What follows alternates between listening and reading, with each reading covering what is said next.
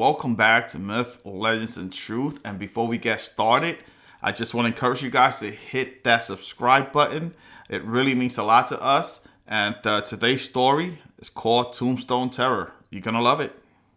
Alan and Matt were ghost hunters. They visit old cemeteries and see if they could stir up a spirit from an old tombstone. They set up their recorder on a particular large and ornate headstone and prepared to begin. They were afraid to shine their flashlights on the stone to see the name engraved there, as trespassing in the cemetery at night was illegal. They had crawled over the fence at the rear of the cemetery to avoid the caretaker. Matt flipped on the button on the recorder and said out loud, "We would like to speak to whoever lies beneath this stone." In response, all they heard was the screeching noise that seemed to come from behind the tombstone. With a calm voice, Alan said, "Please, tell us your name."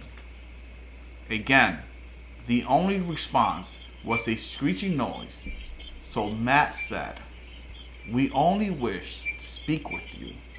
Please show yourself."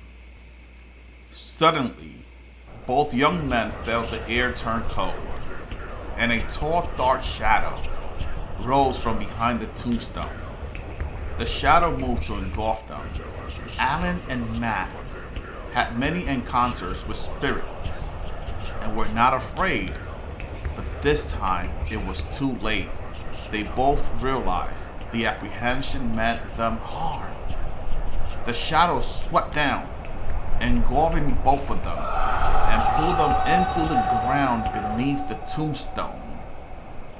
The next morning, the caretaker of the cemetery found the recorder on the ground by the tombstone.